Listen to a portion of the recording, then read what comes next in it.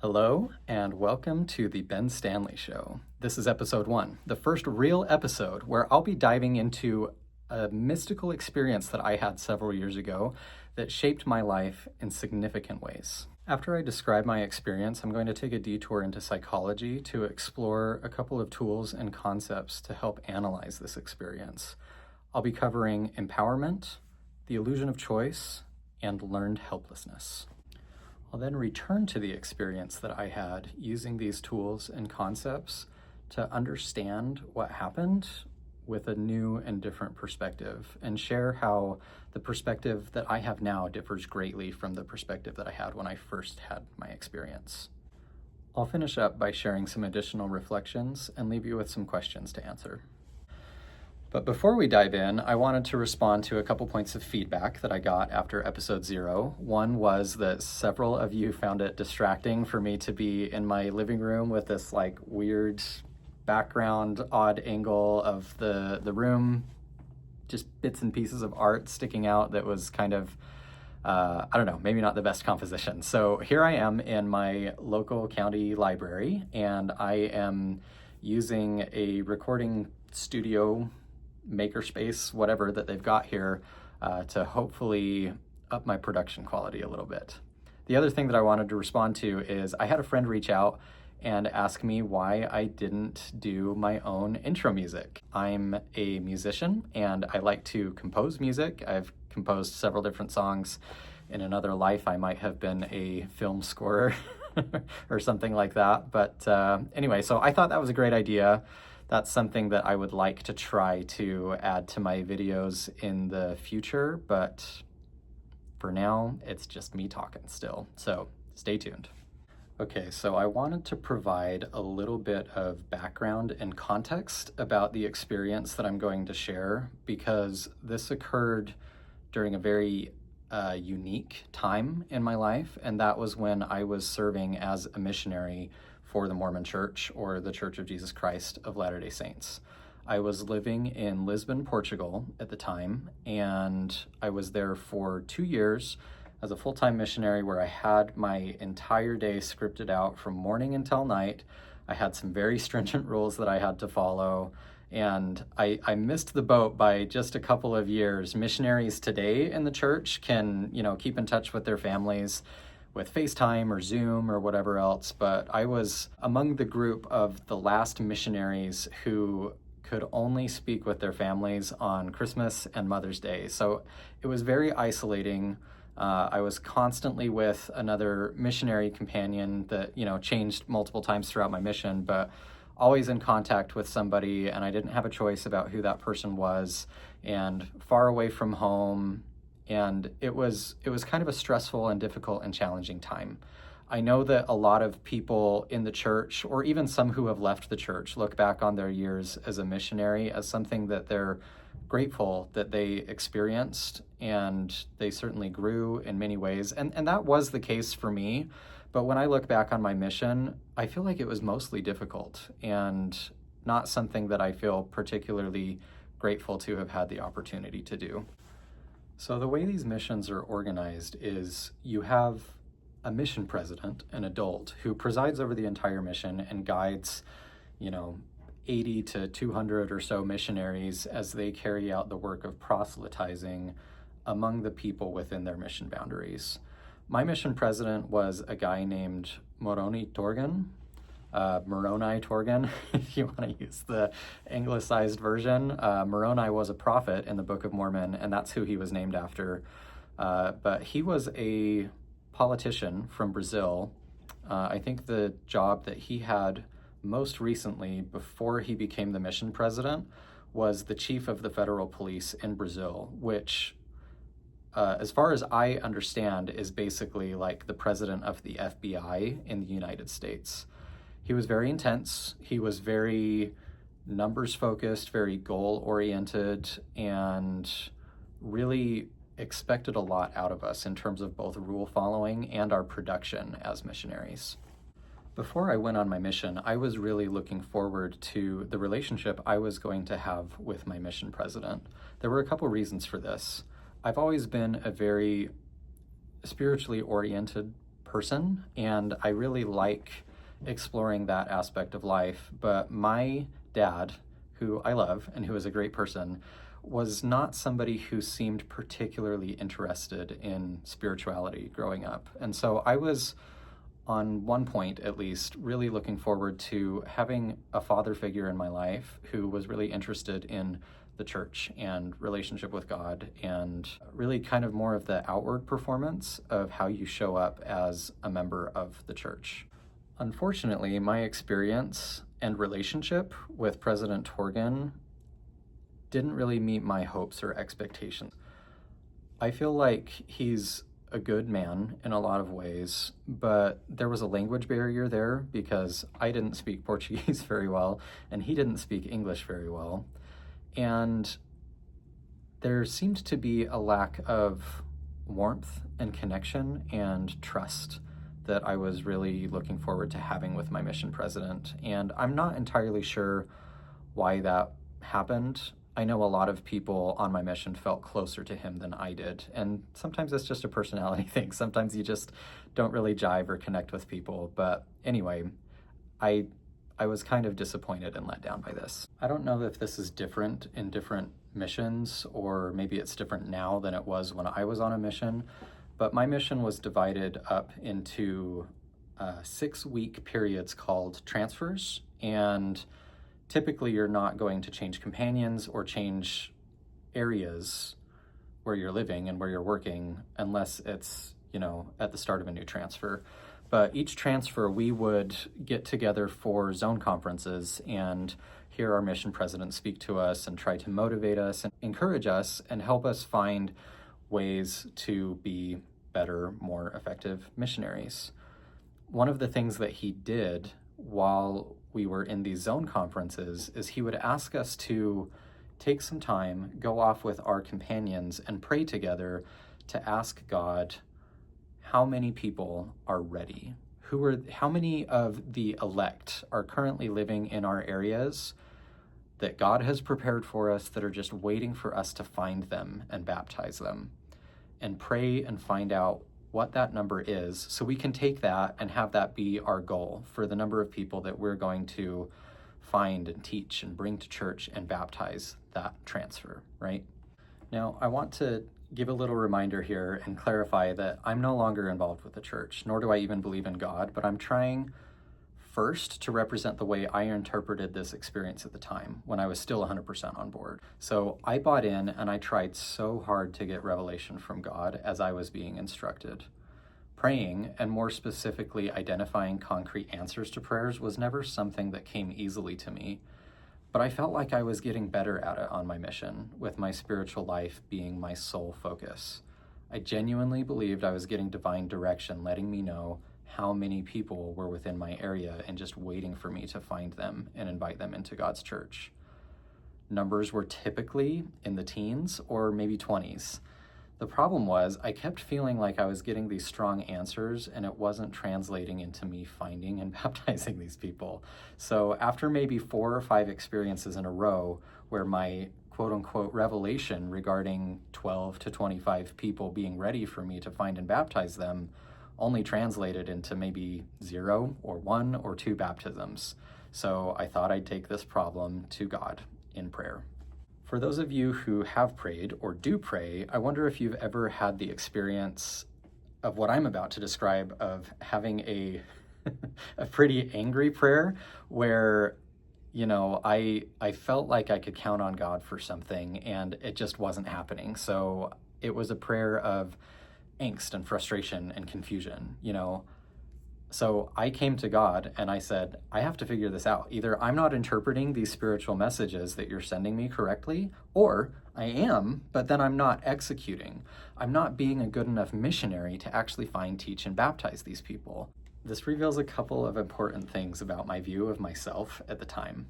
I was confident and even arrogant, and I had the belief that if I know what the right thing is to do, I'll do it.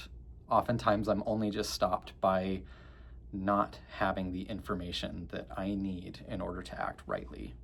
So here I am, asking for God's help. Which was it? Am I letting my pride get in the way and feeling like God is telling me to baptize more people than are ready simply because I want to be successful. I want the recognition. I want the accolades. I want to be a high baptizing missionary. Or am I actually seeing that part clearly? Am I successfully interpreting revelation from God and then just not doing what I need to do to make it happen? And if it's the latter, in prayer, I'm saying, God, help me see what needs to change. What do I need to do in order to execute, in order to get it done? What happened next is difficult for me to describe.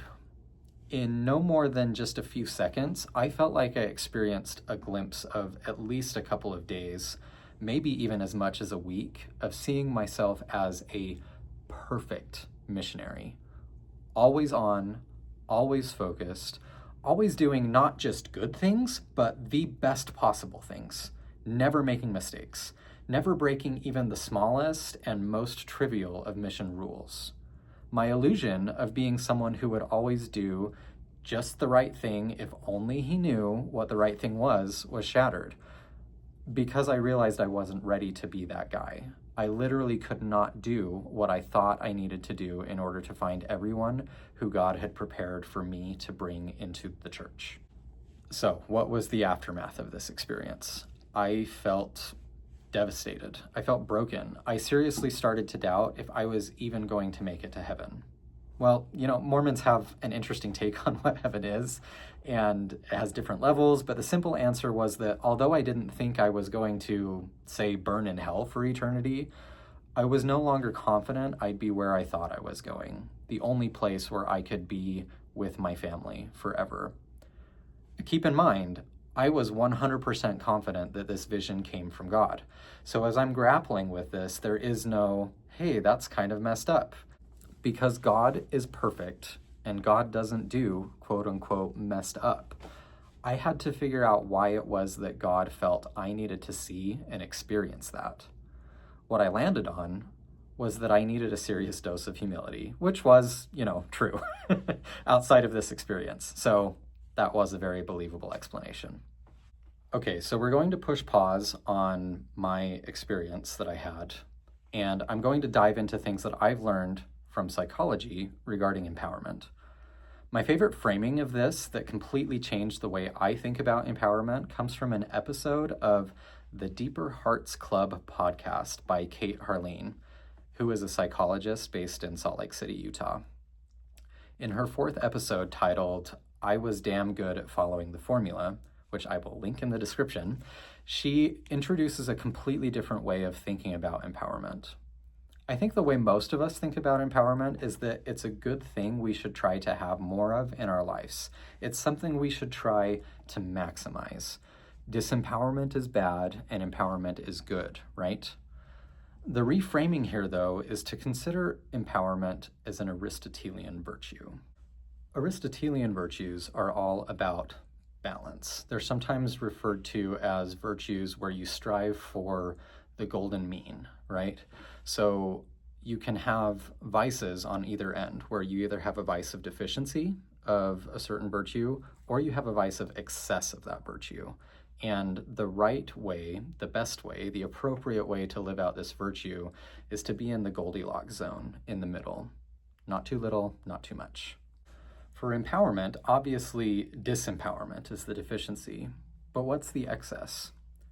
Kate's word from her podcast episode is misempowerment, which she defines as, quote, believing you can control things that you actually cannot, thinking that you have more freedom to choose than you really do, end quote. So let's explore the spectrum of empowerment. We'll start with disempowerment. If you look up definitions of disempowerment, what you'll find isn't exactly what I'm talking about here, but it's still instructive. Some definitions I found were to deprive of power, authority, or influence, to cause to be less likely than others to succeed, or the process by which individuals or groups are stripped of their power, autonomy, or control, often leading to feelings of helplessness, marginalization, or exclusion. So, according to these definitions, disempowerment is a process. But within the context of empowerment as an Aristotelian virtue, What I'm talking about is that feeling of deprivation, of powerlessness, of your choices not mattering. I think the best fit for that feeling within the psychology literature is something called learned helplessness. Now, some of you might already be familiar with Pavlov's dogs and classical conditioning from Psych 101 or a psychology class you took in high school, where he would prepare to feed these dogs by ringing a bell and then bringing their food out. And pretty soon he learned that just by ringing the bell, the dogs would start salivating in response to them associating the ringing of the bell with getting food. In the 1960s, a psychologist named Martin Seligman went in a new and interesting direction with this type of research, exploring a more negative perspective. He found a way to show, also with dogs, that just like they could be conditioned to salivate at the sound of a bell, they could be conditioned to not make efforts to avoid uncomfortable shocks if they learned that there was no way out of it.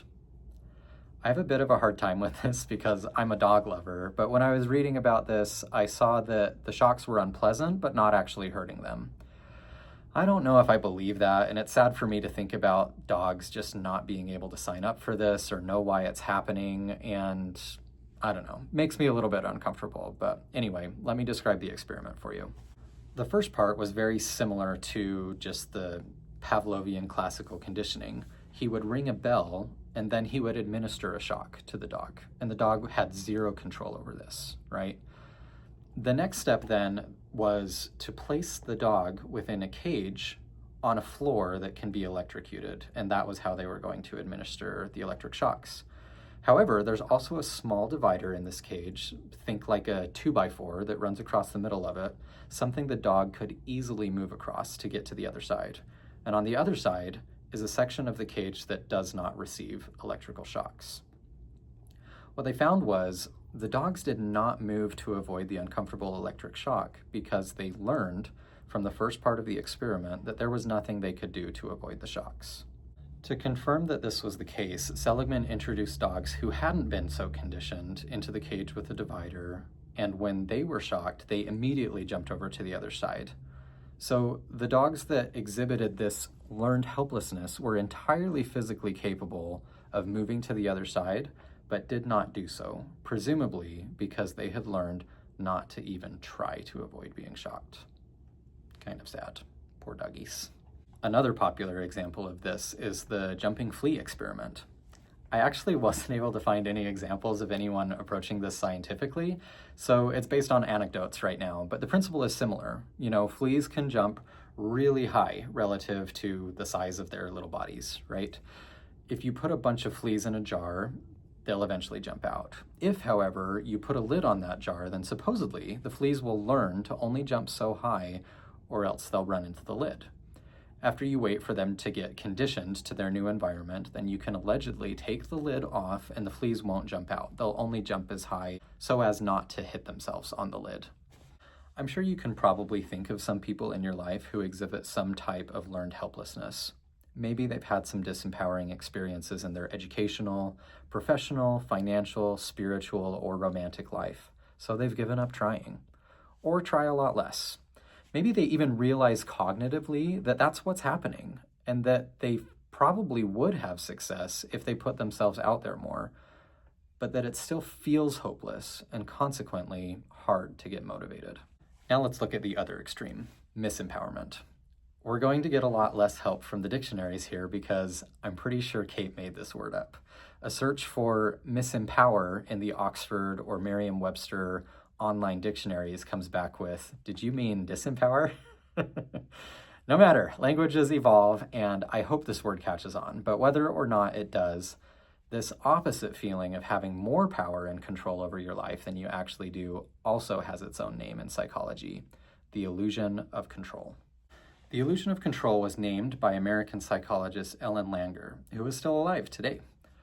Some research on this cognitive bias has shown that people who feel they have a lot of control over their lives will act in ways that show a sense of control over things that are demonstrably random or up to chance. One study that I heard about in an audiobook I was listening to recently showed that this high control group preferred to roll the dice for a reward rather than have an experimenter do so on their behalf, even though it's well understood that the outcome would be random. The illusion of control can be dangerous. I'm sure it's not hard to see how this can be the source of gambling problems, taking ill-advised risks, or people in power making bad decisions. But in a lot of ways, it's also pretty adaptive and even healthy. I mentioned in my introductory video that I don't believe in free will, and I have a lot more homework to do before we're ready to dive into that topic. But even assuming that's true, it certainly seems to be the case that people who feel they have more power and control in their lives tend to get results that confirm that perspective. They're often more successful, even if they might not be 100% right about how or why they're successful. Going back to the dangers, though, I see this in multi-level marketing business practices that I believe are unethical and dangerous, giving false hope to people about get-rich-quick schemes that are unsustainable and only end up working for those at or near the top of the chain. I also see it in the way some people approach the law of attraction, the secret, manifesting, or prosperity gospel. But also, some of those people are rich and successful, and I'm poor. So maybe take what I have to say about this with a grain of salt. So, what does the Goldilocks zone look like? What's the right level of feeling empowered we ought to strive for in our lives? I don't know. Don't look to me for advice on how to be healthy. I'm just here to tell you how your beliefs and values are wrong. Go find someone who's misempowered in their beliefs about empowerment to tell you they've got the answers. Seriously, though, I don't really know the answer, and I don't even know if there is a right answer. One thing I do like about Aristotelian virtues, though, is that even if there's no clear path to perfect balance, it's a great tool for asking yourself if you're too much or too little. If you're disempowered, maybe try to take on more responsibility and get more active. If you're misempowered, maybe try a dose of humility and take a look at some data. Let's get back to my mission. So I think my misempowerment was I'm still underdeveloped and immature, but basically, I'm a god. I'm the offspring of God, and I can do no wrong as long as I stay true to that within myself. I have a direct line of communication to the fully mature and developed God who will always be engaged in helping me get there. This illusory control that I had was tested when I felt that I wasn't like God and I didn't have the capacity to be consistently and unchangingly perfect, and that this line of communication seemed to be working, but it wasn't helping me get to where I thought I needed to be. The way I interpret this now is, this was the result of spiritual abuse. Humans shouldn't be expected to be perfect or feel like they're more or less going to hell for their inability to do so. Whatever this experience was, and I won't pretend to have a fully satisfying alternative explanation for it, I don't think it was God. And even if it was, that's certainly not any God worth worshiping in my book. How I interpreted it at the time, though, and this is one of the key vulnerabilities of misempowerment that I want to highlight, was that if I do have the power to be like God, and if God really is involved in helping me to do so, and those were both beliefs that I held on to at the time, the problem was me. In a misempowered mind, we feel the burden of responsibility for way more than what's actually in our control. This can be pretty functional as long as things are going well enough, but it can break your brain when things don't go the way they're quote-unquote supposed to. Some examples of what that can look like are your marriage ends in divorce, and it's only your fault. Potential converts don't want to get baptized, and it's only your fault. Potential customers don't want to buy what you're selling, and it's only your fault. The economy is in a recession, and you get laid off, and it's only your fault. A freak accident harms a loved one, and it's somehow still your fault. If we're not careful, we can fall into all or nothing black and white thinking, and as soon as our illusion of control is shattered, the pendulum swings hard to learned helplessness. I tried my absolute hardest and I wasn't able to make it work.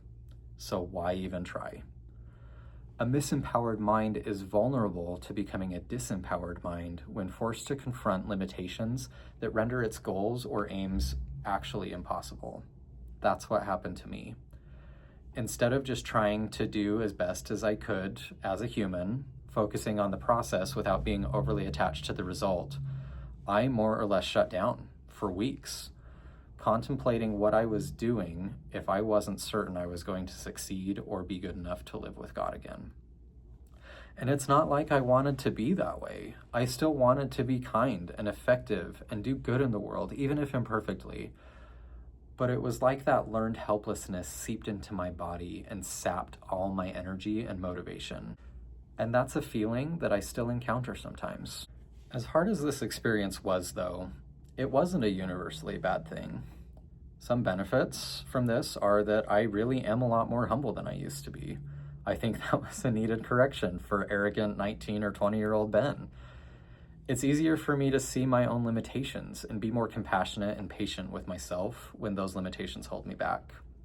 Over time, with additional experiences, it's also become easier for me to see how much influence external factors have on our successes, regardless of how hardworking, smart, or capable we are, so I can have more compassion for anyone, myself or others, who is struggling and falling short of where they would like to be. I didn't have that perspective before, and when my misempowerment was combined with my successes in life, it was easy for me to be judgmental of others who weren't experiencing similar success. I gave myself full credit for accomplishments that were, at the very least, heavily influenced by circumstances and good fortune that were beyond my control. I want to wrap up by sharing some reflections I've had on the focus I want to have for this show: beliefs and values. This episode was in large part motivated by some of my core values that I think are highly related to any discussion of empowerment: accountability and personal responsibility. I want to feel empowered to be accountable for the way I show up in the world. I want to exercise personal responsibility wherever I can in life. I also have the belief that there are a lot of good options and opportunities available to me. I believe that I've experienced things in my life that have made it hard for me to feel empowered, to feel in control, or like my choices mattered, but that those feelings aren't necessarily indicative of reality. I understand that these feelings of disempowerment are a distortion, and that I have more power than I sometimes feel I do. And that cognitive awareness helps me to work towards healthier levels of empowerment to some degree. But I'm still impacted by disempowerment far more than I would like. I care about believing in things that are true, but the distress I've felt from the consequences of believing in things that weren't true make it feel really threatening and dangerous to believe in things that might also turn out to be untrue.